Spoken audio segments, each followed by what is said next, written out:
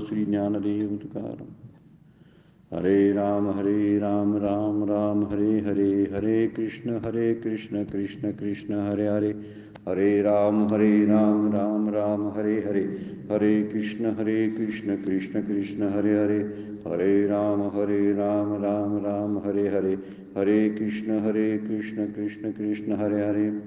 ब्रह्मानन्दं परमसुखदं केवलं ज्ञानमूर्तिं द्वन्द्वातीतं गगनसदृशं तत्त्वमस्यादिलक्ष्यम् एकं नित्यं विमलं अचलं सर्वधी साक्षिभूतं भावातीतं त्रिगुणरहितं सद्गुरुं तं नमामि सद्गुरु शान्तं सच्चिदानन्दविग्रहं पूर्णब्रह्मपरानन्दैशम् आनन्दीवल्लभं सद्गुरु सच्चिदानन्दं केवलं करुणाकरं ज्ञानयोगेश्वरं वन्दे ज्ञानदेवा पुनः. अलंकापुरी पुण्यभूमी पवित्र तिथे नांदतो ज्ञानराजा सुपात्र, तया आठविता घडे पुण्यराशी. नमस्कार माझा सद्गुरु ज्ञानेश्वराशी. सर्व संतांना नमस्कार, वंदन. सद्गुरूंना वंदन. आपणा सगळ्यांना वंदन करून आजच्या चिंतनाला आपण प्रारंभ करतोय. आपण 5व्या अध्यायामध्ये 22 नंबरच्या श्लोकाचा विचार करतोय आणि त्यावर असणाऱ्या उव्या आपण काल 120 नंबरची उवी 5व्या अध्यायातील पाहिलेली होती. म्हणून विषय भोगी जे सुख ते साध्यंतची जाण दुःख, परी काय करिता मूर्ख न सेविता न सरे. विचार महत्त्वाचा सांगितलेला आहे. किती विषय सुख भोगलं तरी त्याचा वीट कधी येत नाही. वीट कुणाला येतो? जे जीवनमुक्त पुरुष असतात ते विषय भोगताना त्याच्यामध्ये दोष पाहून विषय भोगत असतात. आपण कालच्या त्या 120 नंबरच्या उभीमधला विचार केलेला आहे. कारण ते शेवटपर्यंत, सुरुवातीपासून शेवटपर्यंत दुःखदायक आहेत. ते साध्यंतची जाण दुःख, म्हणजे सुरुवात चांगली आहे आणि शेवट वाईट आहे असं नाही, किंवा सुरुवात खराब आहे आणि शेवट गोड आहे असंही नाही. म्हणून काय म्हटलेलं आहे की हे दुःख जे आहे सुरुवातीला सुद्धा दुःखदायक आहे आणि शेवटी सुद्धा दुःखदायक आहे. त्याचं कारण असं बघा, प्रपंचाचे भोग जे आहेत आपण किती प्राप्त केलेत, किती मिळवून ठेवलेत, तरी ते मिळवताना त्रास होतोय, म्हणजे सुरुवातीलाच त्रास आहे. त्याचं रक्षण करताना त्रास होतोय, म्हणजे मध्ये त्रास आहे, आणि शेवटी त्याचा त्रास होतो. त्याचं कारण आहे भोगांचा नाश होतो. म्हणून भोगांचा नाश होतो हे गृहीत धरणं. नाशिवंत आहेत भोग, ते अनित्य आहेत असं विषयातलं दर्शन, दोष त्यांच्यातले त्याला दिसले पाहिजेत. आणि जे सत्पुरुष असतात, जीवनमुक्त पुरुष असतात, त्यांना त्याचं मात्र ज्ञान होत असतं. त्यामुळं किती भोग प्राप्त केले तरीसुद्धा ते कमी वाटतात, त्याच्यातली उणीव वाटायला लागते. म्हणून ही उणीव घालवण्याचं काम फक्त आत्मसुख करत असतं. म्हणून आत्मसुखाच्या प्राप्तीसाठी धडपड करावी. विषय सुखातल्या भोग, काही विषय सुख काही भोगावीच लागतात म्हणून भोगावेत, पण त्यामध्ये आसक्त होऊ नये. आसक्त आपण झालो की त्यामध्ये नाश आहे असं शास्त्र सांगतं. आणि त्याचा विचार करायला लावणारा ही साध्यंतची जाण दुःख, परी काय करीती मूर्खत न सेविता न सरे. ज्यावेळी विवेक संपतो असे अज्ञानी आणि ज्यांना शास्त्राचा संस्कार न झालेले जे आहेत ते विषय सेवनाशिवाय त्यांना करमत नाही. एखादी गोष्ट जी आवडते त्याचा पाठलाग केला जातो, पण अंती ते दुःखाला कारणीभूत होतं याचं ज्ञान नसतं. म्हणून विषयाची आसक्ती काढून टाकली पाहिजे आणि विषय भोगले पाहिजेत. आपण आसक्तीमध्ये असतो आणि त्यामुळे शेवटी आपल्याला दुःखाला सामोरं जावं लागतं असं माऊली बोलतात. 121 नंबरच्या ओळीमध्ये तोच विचार पुढे बघा. ते अंतर्नेनती बापुडे म्हणून अगत्य सेवने घडे, सांगे पूय पंखीचे किडे काय चिळशी घेती. परत दृष्टांत दिलाय बघा. प्रत्येक ठिकाणी दृष्टांत द्यायला आता चालू केलंय. वरती पांडुरोगाचा दृष्टांत दिला, माशाच्या गळाचा दृष्टांत दिलाय, मासा जो गळ्याला अडकला जातो त्याचा दृष्टांत, नंतर पांडुरोगाच्या पुष्टीचा दृष्टांत दिलाय, आणि आता पुढे जाऊन म्हणतात पूय पंखीचे किडे. म्हणजे पू झालेला असतो जखमीमध्ये ना, त्या पुवामध्ये किडे असतात. त्या किड्यांना ते जो पुवामध्ये राहताना अजिबात किळस वाटत नाही, त्यांना आनंदच वाटत असतो. आपण काय म्हणतो, त्या पुवाकडे बघताना किती किळस वाटत असते आपल्याला. म्हणून माऊली काय म्हणतात, ते अंतर्नेनती बापुडे. बापुडे शब्द वापरलाय. या पामर जे आहेत, या विषयी जे आहेत त्यांना ते बिचारे वेडे विषयांच्या आतले स्वरूप जाणत नाहीत. विषय वर गोड वाढतात. म्हणून माशाचा दृष्टांत इथं परत आता लागू पडता येतो बघा. माशाला गळ जो लावलेला असतो तो गोळ वरती दिसत असतो. गळ म्हणजे गळ्याला लावलेला आमिष वरती दिसत असतं, पण खरं बघायला गेलं तर आत टोकदार असा खिळा असतो, तो दिसत नाही. म्हणून इथं म्हणलेलं आहे की अंतर्नेनती बापडे, त्यातला विषयाच्या आतलं स्वरूप ते जाणत नाही. विषयाचं स्वरूप जर जाणलं तर ते विषय सेवन करायला जाणार नाही. आतमध्ये टोकदार गळ आहे असं जर माशाला समजलं तर मासा तो गळ गिळणार नाही. किती सुंदर वर्णन सांगतात बघा. म्हणजे गळ गिळणारा माशाला आतला जो गळ आहे त्या आमिषामुळं दिसत नाही. तसं विषय सुखामध्ये भुललेल्या पामर जीवांना हे अंतर्नेनती बापुडे असा शब्दप्रयोग माऊली वापरतात. म्हणजे त्याचं वास्तव स्वरूप जाणत नाही. आपण प्रपंचाला जाणलो म्हणतोय, मला प्रपंच कळाला कारण माझा व्यवहार व्यवस्थित चालू असतो, मी माझ्या मुलाबाळामध्ये सुखी आहे म्हणतो, मी पोटपाण्याचं व्यवस्थित कमवलेलं आहे आणि मला प्रपंच कळला असं म्हणत असतो. त्यालाही कळलेला नसतो असं शास्त्र सांगतं. कारण प्रपंचाचं खरं स्वरूप कळलेलं नसतं, खोटं स्वरूप प्रपंचाचं कळलेलं असतं. म्हणून तो म्हणतो मला प्रपंच कळला. म्हणून परमपूज्य खंदारकर महाराज सुद्धा बोलताना म्हणतात प्रपंचाचं वास्तव स्वरूप कळलं नाही आणि आत्मसुखाचं वास्तव स्वरूप कळलं नाही.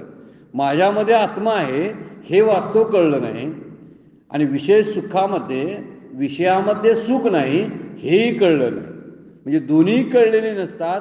आणि म्हणूनच संत आणि शास्त्र सांगतं, म्हणूनच हे संसार करणारे सुद्धा वेडेच, न समजून घेता प्रपंच करणारे वेडे आणि न समजावून घेता परमार्थ करणारेही वेडे. दोघांनाही वेडे ठरवले शास्त्राने. कसे कसे वेडे आहेत? हा एक राजस वेडा म्हणायचा, जो राजस गुणानं युक्त असलेला वेडा की जो प्रपंच करतो. आणि दुसरी गोष्ट आहे तो सात्विक वेडा. आता दोन्ही ठिकाणी मूर्खपणा घ्यावा लागतो. एक सात्विक मूर्ख असतो आणि एक राजस मूर्ख असतो किंवा तमोगुणी मूर्ख असतो. दोघेही मूर्ख असतात बरं काय. समजून न घेता करणं याला मूर्खता म्हणतात. म्हणून प्रपंचाचं खरं स्वरूप समजलं नाही. अंतर्नेनती बापुडे, आतलं विषयातलं आतलं जे आहे ते दिसत नाही. वर चमकणारी गोष्ट दिसते, आकर्षण करणाऱ्या गोष्टी दिसतात. आपण सुद्धा आता कुठल्या तरी एखाद्या शोरूममध्ये गेलो तर लावलेले सगळे जे काही पदार्थ असतील, काय सोनं नाणं काहीतरी अलंकार असतील, कपडे असतील, वर बघायला गेले की सुंदर दिसतात. पण जेव्हा आपण ते घ्यायला जाऊ किंवा वापरायला घेऊ तेव्हा त्याचं खरं रूप आपल्याला कळायला लागतं की आपण फसलो गेलो. ते दिसत होतं चांगलं, पण खरं बघायला गेलं तर ते शोरूममध्येच चांगलं दिसतं. तिथं लाईट वगैरे सोडलेले असतात आणि त्यामुळं आपण त्यामध्ये भ्रमानं ते खरेदी करतो. तसं विषय सुखाच्या सुद्धा पाठी लागतो आपण, कारण त्या विषय सुखामध्ये दडलेलं विष आपल्याला कळत नाही.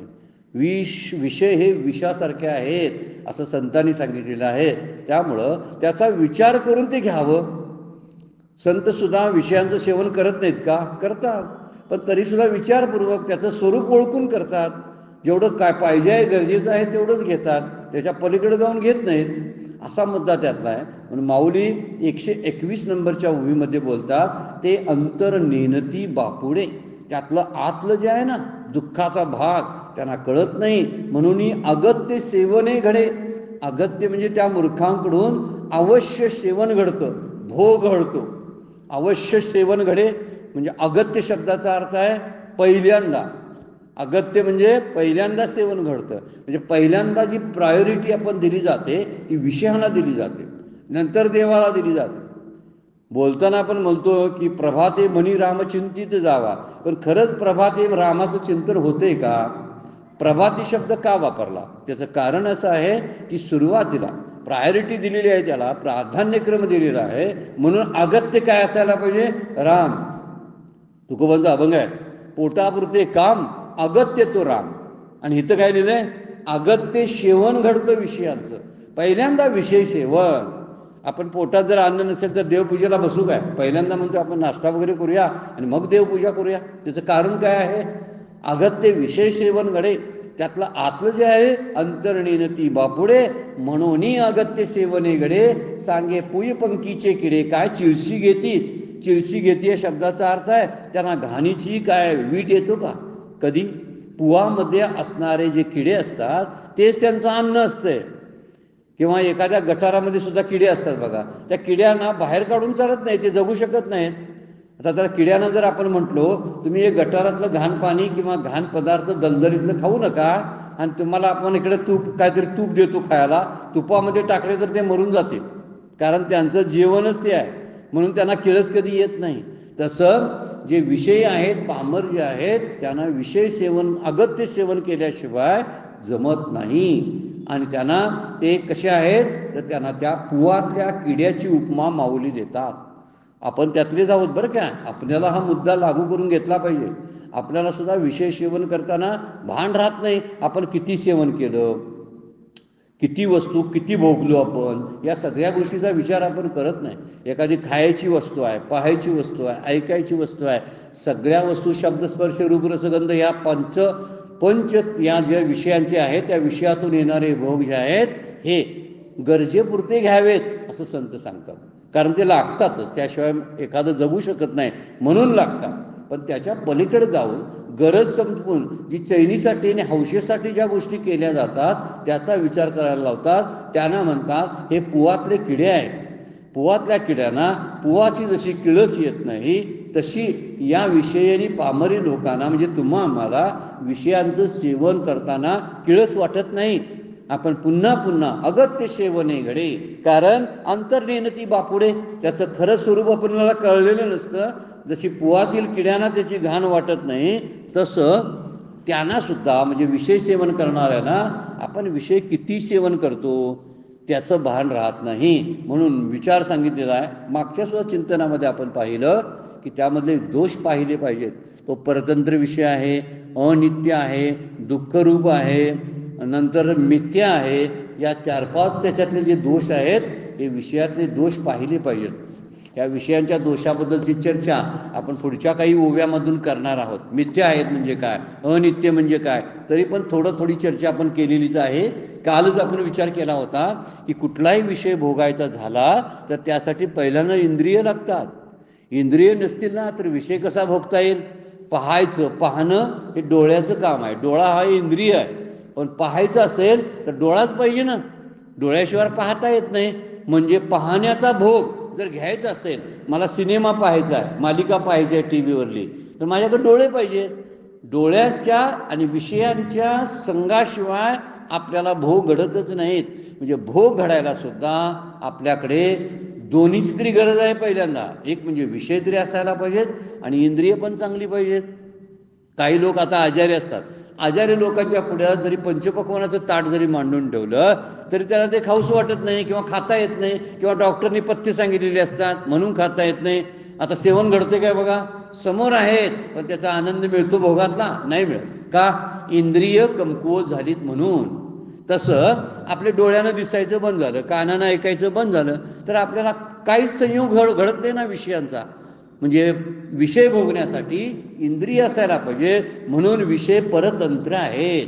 परतंत्र काल आपण टी व्हीचा अनुभव विचार घेतला होता बघा. टी व्ही बघण्यासाठी इच्छा पाहिजे, वेळ पाहिजे, आपल्याकडं टी व्ही पाहिजे. शेवटी आपण म्हटलं लाईट घरामध्ये पाहिजे, नाहीतर टी व्ही पाहता येणार नाही. सगळ्या गोष्टी असल्या तर टी व्ही पाहता येतो. एका विषयासाठी जर इतक्यांची गरज आहे तर आपण रोज किती गोष्टीवर अवलंबून आहोत बघा. सगळ्यांच्यावर अवलंबून आपण असतो. त्यामुळे विषय आपल्याला लाचार बनवतात. आणि म्हणून माऊली बोलतात पियो पंकीचे काय म्हणतात, पूय पंकीचे किडे काय चिळशी घेती. त्यांना कधी कंटाळा आलाय का बघा. पुवात असतात, ते घाणीत असतात किडे, पण ते घाण खाऊनच त्यांना आनंद वाटत असतो.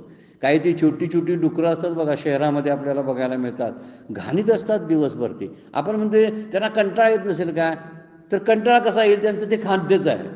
आपल्याला सुद्धा संत म्हणत असतील त्यांना कंटाळा येत नसेल काय, किती भोगतात बघा. एवढं पाहिजे तेवढं पाहिजे, हे पाहिजे ते पाहिजे, सारखं भोगायचं. पण कंटाळा येतोय का बघा भोगण्याचा, नाही कंटाळा. आणि हवं खायची वस्तू आणि हवी, पाहायची आणि हवे, ऐकायची बोलायची, सगळं आणखीन पाहिजे वाटते. कारण कंटाळा कधी येतच नाही. संत आपल्याला नावं ठेवत असतील म्हणून विचार केलेला आहे. प्रपंच करताना सुद्धा प्रपंचाचं स्वरूप लक्षात न घेता प्रपंच करणं ही मूर्खपणा आहे. आणि दुसरा एक मूर्खपणा सांगितलेला आहे, परमार्थाचं स्वरूप सुद्धा, आत्मसुखाचं स्वरूप सुद्धा न जाणता त्याच्यासाठी प्रयत्न करणं ही पण मूर्खताच आहे. त्या दोन्ही गोष्टीचा विचार, एकाला म्हटलंय सात्विक मूर्ख, एकाला म्हटलंय राजस मूर्ख. मूर्खता काय आहे दोघांच्याकडे पण आहे, पण समजून घ्यावं वास्तुस्वरूप, वास्तव काय आहे त्याचं, आतली बाजू काय आहे. एकदा आतली बाजू समजावून घेतली. आपण वर एखाद्या माणसाला म्हणतोय हा माणूस गोड बोलतोय, चांगला आहे, सज्जन आहे, पण त्याचा अंतरंग कसं आहे बघायला पाहिजे ना. आपण न बघता अंतरंग जर विश्वास ठेवला आणि त्याच्याशी व्यवहार जर केला तर आपला विश्वासघात होण्याची शक्यता आहे. तसं विषय आहे. म्हणून अंतर नेनती बापुडे, विषयातलं आतलं अंतर बघत नाहीत. अंतर म्हणजे आतली बाजू, आतली बाजू बघता आली पाहिजे. वरच्या गोष्टींना भुलून जाऊन काही उपयोग नाही. म्हणून देखणेपणामध्ये आता लग्न करावं लागेल ना, ही मुलगी देखणी आहे, हा मुलगा देखणा आहे, पण देखणा नुसता आणून चालतोय काय, त्यावर प्रपंच चालतोय काय. 4 दिवसाचा प्रपंच 4 दिवस देखणे पण टिकेल, वर्ष 2 वर्ष टिकेल. पुढे जाऊन जो व्यवहार करायचा आहे प्रपंचाचा ना, तो देखणेपणावर अवलंबून नाही, तर त्या संस्कारावर अवलंबून आहे. आत त्या मुलगीमध्ये किंवा मुलग्यामध्ये काय करायची हिंमत आहे त्यावर अवलंबून असतं. नुसता देखणेपणा काय करायचा आहे. तसं विषय कितीही गोंडस असू देत, सुंदर असू देत, पण ते विषय माझ्या दुःखाला कारणीभूत आहेत ना, त्याचा विचार करायला लावतात माऊली. म्हणून म्हणतात अंतर नेनती बापुडे, म्हणून अगत्य सेवने घडे, सांगे पूय पंखीचे किडे, काय चिळशी घेती. दुसरा आणखीन दृष्टांत बघा. तया दुःखी या दुःखची जिवार, ते विषय कर्दमीचे दरदूर, जे भोग जळीचे जळचर, सांडिती केवी. काय विचार केला बघा. दुःखी लोकांना दुःख हे जीवन असते. दुःखी या दुःखची जिव्हार, जिव्हार म्हणजे आवडीची गोष्ट, प्राणप्रिय असतात. कुणाला जर ते विषयरूप असतात ना, म्हणजे जे विषयामध्ये सुख मानणारे असतात त्यांना विषय प्राणप्रिय असतात. जसे दुःखी या दुःखची जिव्हार, ते विषय कर्दमीचे दरदूर. कर्दम म्हणजे चिखल, विषयाच्या चिखलामध्ये ते बेडूक आहेत. दरदूर म्हणजे बेडूक.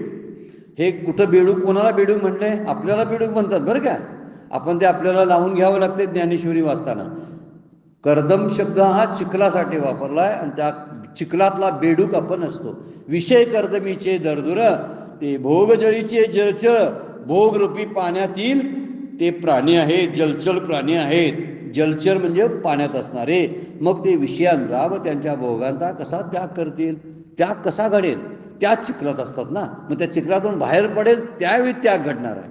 किंवा जे जलचर पाण्यामध्ये असतात ना, ते पाण्यामधनं बाहेर पडतील त्यावेळी त्यांना सुखाचा पत्ता लागेल ना, पण पडतच नाहीत.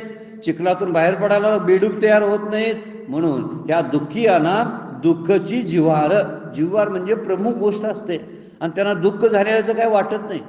ज्यांना दुःखाचा कंटाळा येतो, हे दुःख माझं कधी सुटेल, अज्ञान माझं कधी जाईल, असा मुळापासून जो विचार करतो ना, तोच बाहेर पडतो.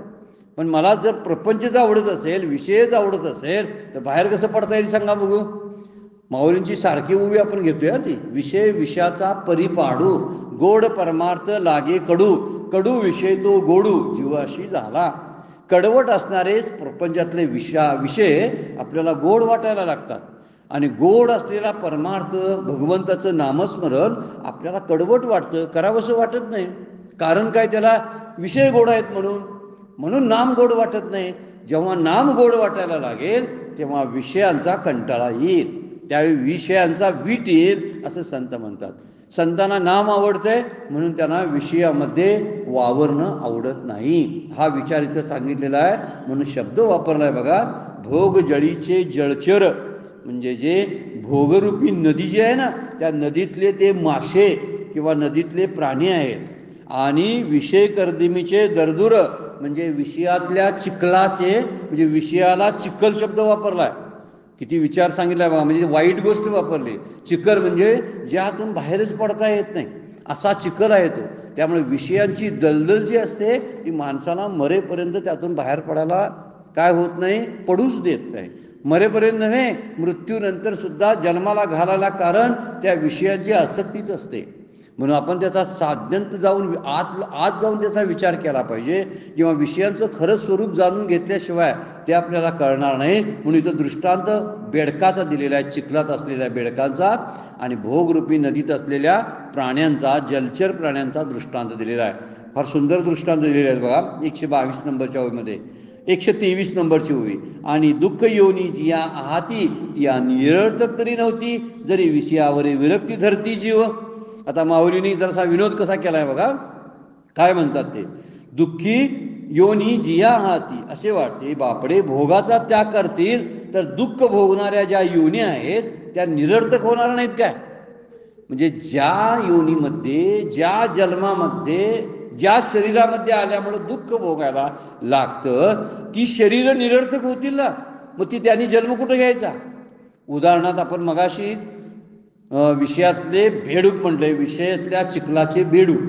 आता हा चिखलातला बेडूक आहे, मग बेडकाच्या जन्माला कुणी जायचं मग, जर विषय सगळ्यांना जर आवडले नाहीत तर.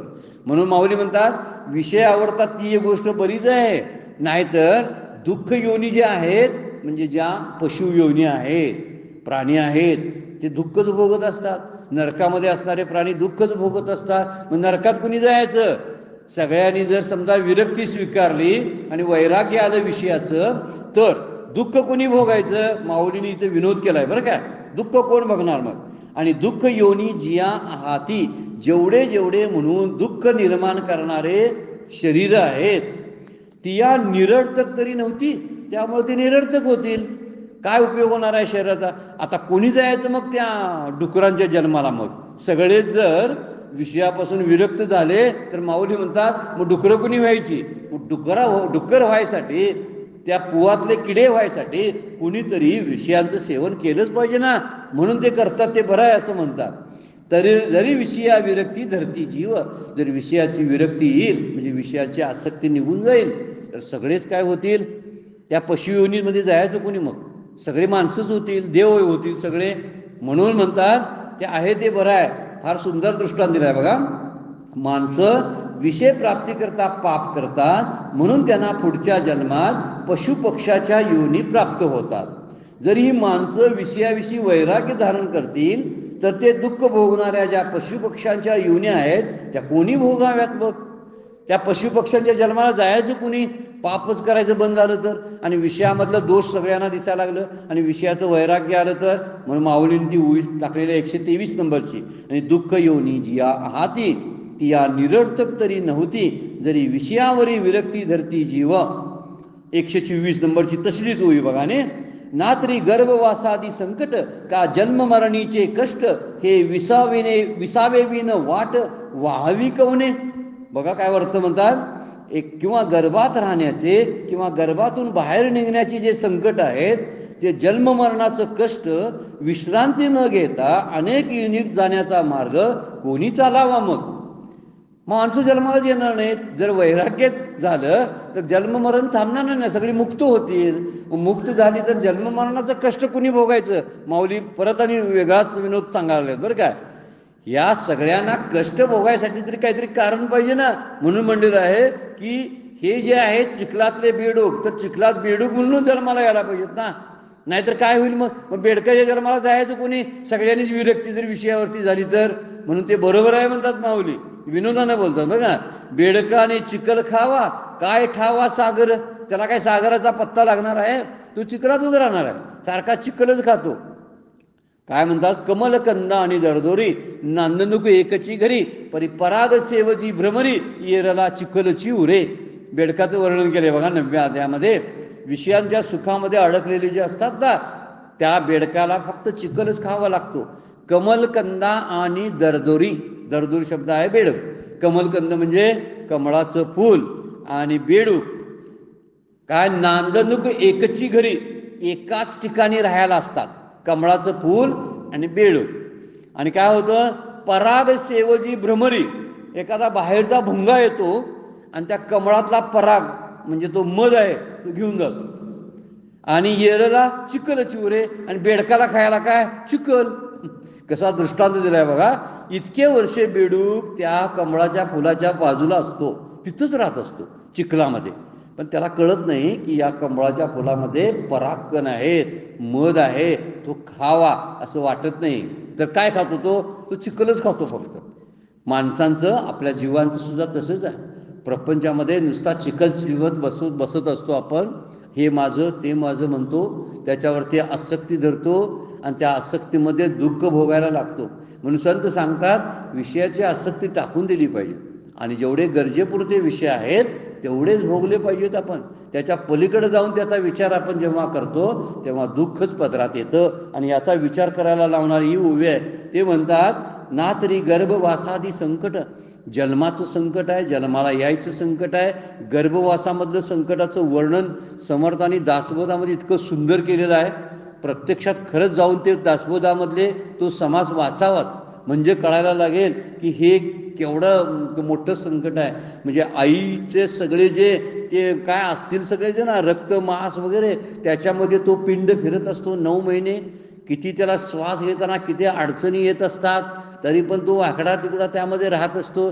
किती वर्णन केलेलं आहे त्याचं, म्हणजे एकदम अंगावर शहारे आणणारं वर्णन समर्थांनी दासबोधामध्ये त्या केलेलं आहे. म्हणजे गर्भवासामध्ये असणाऱ्या बाळाचं वर्णन केलेलं आहे.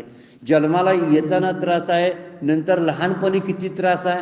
घाणीत पोरं खेळत असतात, काय वाटेल ते चालू असतं त्यांचं, तसेच ते भोगत असतात. मोठे झाल्यावर ते होतात ते वेगळ्या पद्धतीनं, पण हे सगळी संकटे त्याला का कळत नाहीत. मग माऊली काय म्हणतात, ही संकट भोगणार कोण मग, सगळ्यांनी जर विषयाबद्दलचं वैराग्य आलं तर.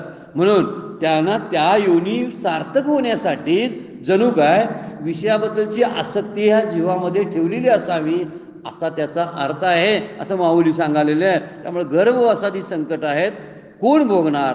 आणि जन्म मरण चालूच राहिलं पाहिजे ना, म्हणून विषयासक्ती असलीच पाहिजे, असणारच ती, असं माऊली विनोदानं बोलतात. असली पाहिजे म्हणजे असावी म्हणत नाहीत बरं काय, आहेच ती, जातच नाही का. मग यांनी जायचं कुठं, अशा लोकांनी जायचं कुठं. सगळीच जण जर विरक्त व्हायला लागली तर. आणि म्हणून माऊलींनी परत पुढच्या ओळीमध्ये काय बोलतात बघा, जरी विषयो सांडिजेल तरी महादोषी के वशिजेल, आणि संसार हा शब्द नव्हे लटका जगी. आणि परत वर्णन बघा, विषयासक्त लोक विषयांचा त्याग करतील तर महापातकांनी कुठं राहावं. याचा अर्थ सांगतात, जिथं विषयांची आसक्ती असते तिथं पाप असतात, हे महादोष कुठं राहतील. आणि संसार शब्द लटका होणार नाही काय, लटका म्हणजे खोटा. वास्तविक संसार हा मिथ्याच आहे, पण मिथ्या आहे तो खरंच असा होईल की त्याचं सार्थक जो आहे ते होणार नाही ना. खऱ्या अर्थानं वापरलेला शब्द आहे की तो संसार मिथ्या आहे.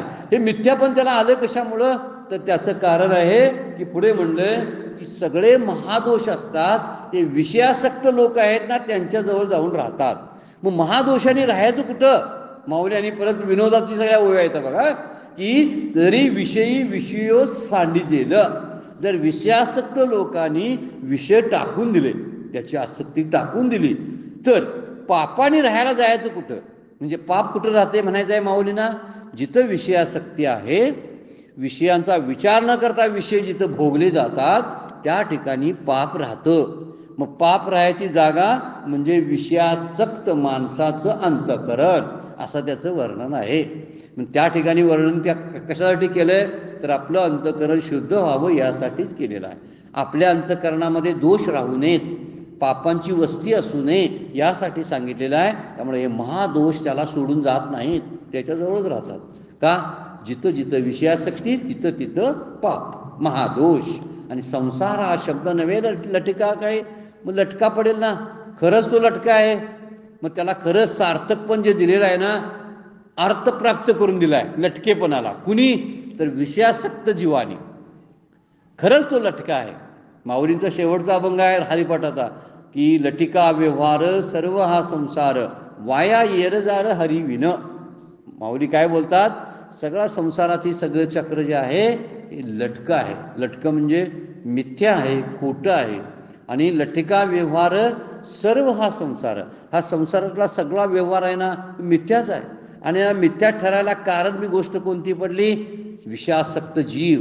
त्या विषयासक्त जीवामुळे महापाप महादोष राहायला त्याच्याकडे जातात. म्हणून संसाराला अर्थ प्राप्त झालेला आहे. संसार रूपानं राहतो कारण विषयासक्त माणसं आहेत म्हणून. इथं पाठीमागे वर्णन केलेलं आहे की जे विषयासक्त आहेत म्हणून गर्भादी संकट जे आहेत, गर्भवासातील संकट ती तिथंच राहायला जातात ना, ती संकट होतात. आणखीन काय वरत्याने वर्णन केलेलं आहे बघा, की सगळ्या दुःख योनी आहेत त्या निरर्थक ठरतील. म्हणूनच विषयासक्त असलीच पाहिजे असं माऊली विनोद करतात. आणि संसार हा शब्द महापातकांनी कुठे राहावे, आणि संसार शब्द जगात खोटा होणार नाही का?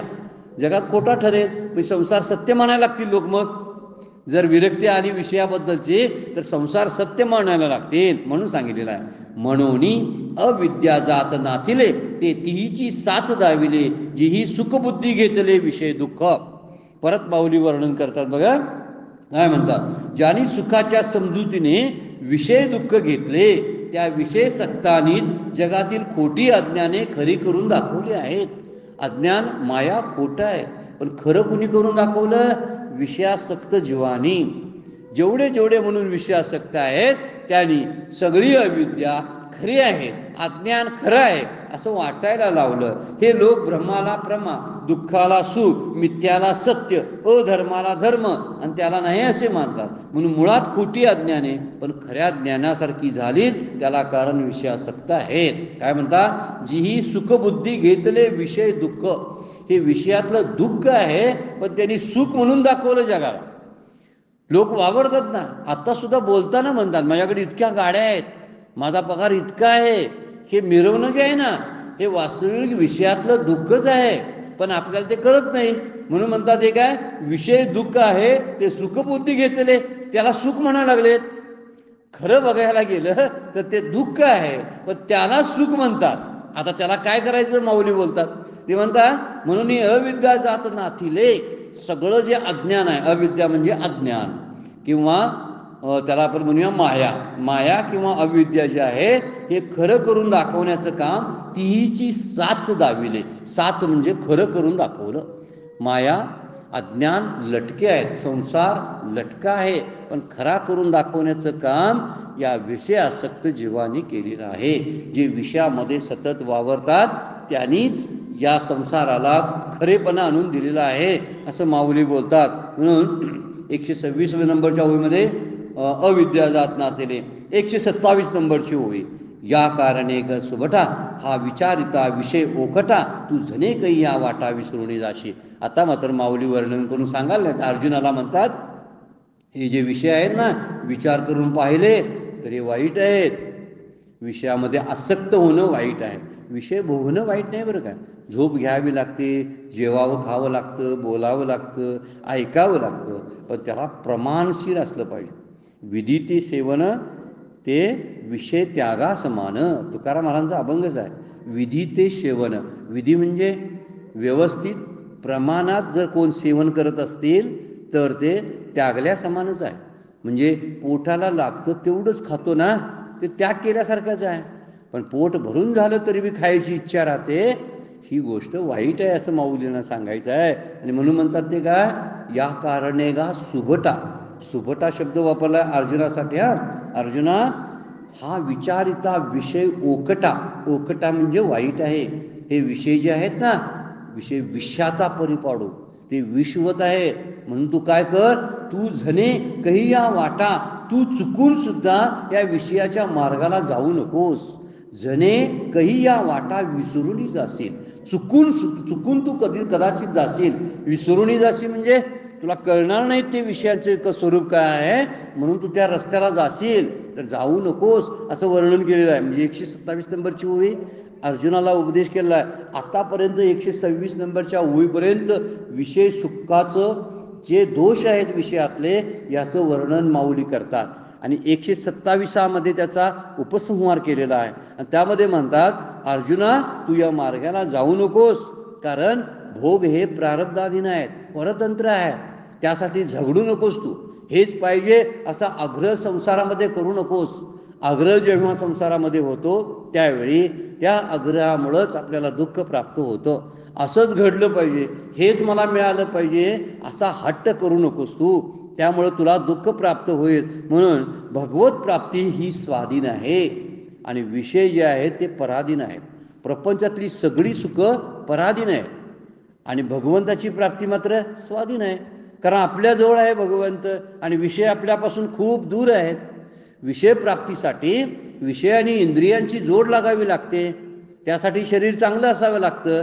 पण भगवंताच्या प्राप्तीसाठी शरीर जरी रोगी असलं तरी काही फरक पडत नाही, तरी सुद्धा आत्मसुखाची प्राप्ती होऊ शकते, कारण झोपेमध्ये आपण सुद्धा ते भोगतच असतो ना.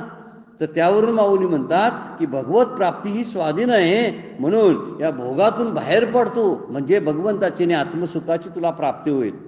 माऊलींची एक ओवी आहे 12व्या अध्यायामध्ये, तैसे भोगातून निघता चित्त मज माझी रिगता हळूहळू पंडूसुद्धा मीची होईल.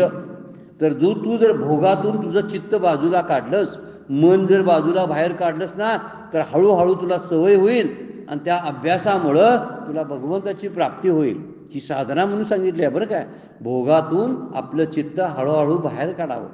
किती भोगतो आपण, हे पाहिजे ते पाहिजे सगळं पाहिजे वाटायला लागतं, आणि नंतर त्याची किळस यायला लागते की इतकं कशाबद्दल आपण करायला लागलोय असंही नंतर वाटायला लागतं. हा मुद्दा पुढे घडणार आहे, त्यासाठी माऊलींनी सावध केलं. आणि म्हणून अर्जुनाला म्हणतात, हा विचारिता विषय ओकटा आहे, फार वाईट विषय आहे, तू जणे काही या वाटा विसरून जाशी. तू कधीच या वाटेला जाऊ नकोस, तू गेलास तर तुला दुःखच प्राप्त होईल. म्हणून दुःखापासून बाजूला पडायचं असेल तर तुला बाहेर पडणं फार गरजेचं आहे. म्हणून भोग हे नेहमीसाठी सर्वांसाठी उपलब्ध नसतात. जे इतराला मिळालं ते मला मिळते का बघा, नाही मिळत. एका काळात जे मिळालेलं असते ते दुसऱ्या काळी सुद्धा मलाच मिळत नाही. आज मला बासुंदी खायला मिळाली, उद्या मिळेल काय नाही माहिती नाही, कारण माझ्या इच्छेवरती अवलंबून नाही भोग. ते भोग तरी प्रारब्धाधीन आहेत, त्यामुळे ते आपल्याला मिळत नाही. पण भगवंत मात्र देव सतत उपलब्ध आहे, सदा सर्वदा देव सन्निध आहे. समर्थ काय बोलतात बघा, नेहमी देव मात्र आपल्या जवळ आहे, तो हृदयामध्ये आहे. आणि त्याला ह्या विषय भोगायला सुद्धा आयुष्याची मर्यादा आहे. काय 70-80 वर्षाचं आयुष्य आहे, तेवढ्यातच भोगता येणार ना, त्याच्या पलीकडे जाऊन भोगता येते का बघा. त्यासाठी इंद्रियांना मर्यादा आहेत. ज्यावेळी इंद्रियच काम देत राहत नाहीत, गलित गात्र होतात, इंद्रिय काम द्यायची बंद होतात ना, कानानं ऐकू यायचं बंद झालं तर कानाचा विषय बंद झाला ना. त्यामुळे इंद्रिय जर चांगली असतील तरच विषय भोगता येतात, हे त्याचं लिमिटेशन आहे त्या विषयांच्या बाबतीतलं. आणि म्हणून या विषयाला नेहमी अतृप्तीचा शाप असतो, की नेहमी अतृप्त तुम्ही राहिलं पाहिजे. जणू काही शापच आहे.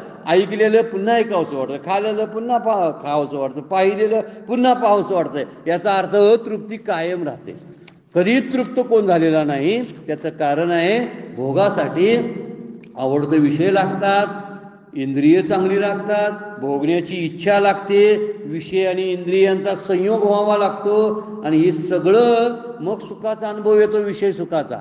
बरं, एवढ्याचा अनुभव आला म्हणजे विषय सुख तर टिकणार तरी आहे नाही, पण किती व्यवस्था करावी लागते बघा. आवडीचा विषय पाहिजे, भोगायची इच्छा पाहिजे, इंद्रिय पाहिजेत, विषय बी समोर पाहिजेत. एवढं सगळं झालं तर मग ते सुख मिळणार, पण ते सुख सुद्धा टिकत नाही आणि परत त्याचा नाश होतो. इतकं त्याच्यामध्ये यातून म्हणून म्हणतात, तर तुला सुखाचा अनुभव जर हवा असेल अर्जुना, तर या इंद्रियांच्या ओकटे इंद्रिय विषय ओकटे आहेत, त्या विषयाच्या चिंतनातून तू बाहेर पड. कारण प्रत्येकाला काय नाही काहीतरी पाहिजे असतं.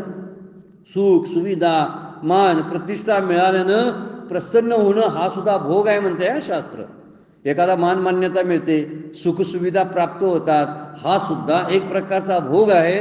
त्यामुळं एका विषयातून आचार्यांचं एक स्तोत्र आहे, आणि त्या स्तोत्रामध्ये वर्णन करताना त्यांनी सांगितलेलं आहे, रूप विषय जो आहे तो म्हणजे दिसणं. त्याला पतंग नावाचा किडा असतो बघा, तिथं जेव्हा तो लाईट चालू असतो, दिवा चालू असतो ना, ते त्याच्यावर येऊन आपटत असतं, कारण ते त्याला आवडत असतं, तिकडं आकर्षित होतं, आणि त्या जाळात पडून ते मरतं. एका रूपाविषयामुळं तो पतंग मरतो, स्पर्शामुळं हत्ती मरतो. हत्ती म्हणजे हत्तीनीचं सुख घेण्यासाठी तो हत्ती, त्या हत्तीला पकडण्यासाठी खड्डे पाडलेले असतात.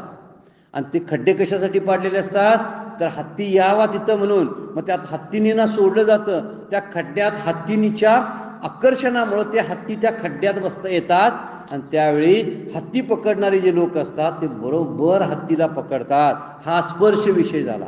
शब्द विषय आहे बघा.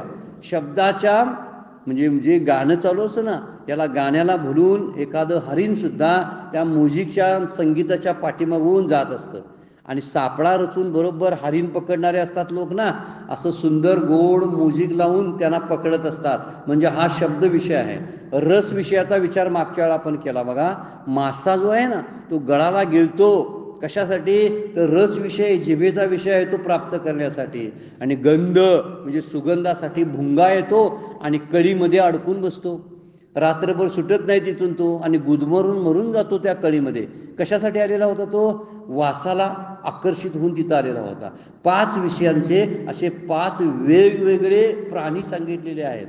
हे एक एकच विषय सेवन करतात बरं काय. त्यांचा आवडीचा विषय एकच आहे. पतंगाचा रूप, हत्तीचा स्पर्श, मृगाचा शब्द, माशाचा रस आणि भुंग्याचा गंध. हे 5 विषय एकच आहेत प्रत्येकाकडं. पण माणसाकडं 5च्या 5 विषय आहेत. मग त्याची गत काय होईल असं आचार्यांनी त्या स्तोत्रामध्ये वर्णन केलेलं आहे. म्हणजे आमच्याकडे 5 विषय आहेत ना, मग कसे आपली एका विषयाने एवढा घात होतो, तर 5 विषय आपण भोगतो. काय होत असेल आपलं जीवाचं. माणसाकडे हे 5 विषय भोगायला माणसाला मिळालेले असतात. म्हणून माणसाने विचार करण्यासाठी माऊलींनी वर्णन केलंय. या कारणे गा सुगटा हा विचारिता विषय ओकटा, तू झने कही या वाटा विसरून जाशी, प या ते विरुक्त पुरुष तेजिती का जैसे विक, निराशात या दुःख दाविले नावडे. म्हणून विरक्त पुरुष जे असतात ते ज्ञानी माणसं जे असतात ते ज्ञानी माणसं या विषयांचा त्याग करतात. जसं मरणाची भीती आहे, कोण विष घेत नाही, तसं विरक्त पुरुष जे असतात ना तो विषयांचा त्याग करतात. आपल्याला कोणतरी सांगितलं विष प्या, मरणार आहात तुम्ही, तर ते घेतील का. तसं विरक्त पुरुष आहेत, विषयांचा त्याग करतात. जगण्याची इच्छा करणारे विषयाचा त्याग करतात, त्याप्रमाणे विरक्त पुरुष या विषयांचा त्याग करतात. त्यांच्यातील विषय दुःखात दाखवलेले असतात, विषयात दुःख दाखवलेले असते, म्हणून त्यांना विषय आवडत नाहीत. त्यांनी त्यातले जे दोष आहेत ते त्यांनी पाहिलेले असतात. म्हणून जे आत्मज्ञानी पुरुष जे असतात, जीवनमुक्त पुरुष आहेत किंवा वरच्या लेवलचे साधक स्थितीमधले जे साधक आहेत ते या विषयांचा त्याग करतात. कारण हे ज्ञानी रमत नाहीत म्हणून त्यामध्ये सांगितलं. न रमते बुधा असा श्लोकामध्ये शब्द आहे. ज्ञानी माणसं यात रमत नाहीत कारण त्यांना विषयाचं खरं स्वरूप कळलेलं असतं, म्हणून हे विषयांचा त्याग करून टाकतात. फार सुंदर असं वर्णन 128 नंबरपर्यंतच्या ओळीमध्ये माऊलींनी विषयांचं सगळं चिंतन मांडलेलं आहे. आपण पुन्हा पुन्हा त्याचं चिंतन करावं. या 5व्या अध्यायातील हा 22 नंबरच्या श्लोकावरच्या ओव्या ज्या होत्या त्याचे आपण चिंतन पूर्ण केलेलं आहे. आता आपण पुढच्या चिंतनामध्ये 23 नंबरचा गीतेचा श्लोक आणि त्यावरच्या 5व्या अध्यायातील ओव्यांचा चिंतनासाठी आपण विचार करणार आहोत. वेळ संपलेली आहे, आता आपल्याला थांबावं लागते. आजची सेवा सद्गुरूंच्या चरणी, भगवान ज्ञानेश्वरांच्या चरणी अर्पण करून विराम घेऊया. पुंडलिक वरदारी विठ्ठल श्री ज्ञानदेव तुका.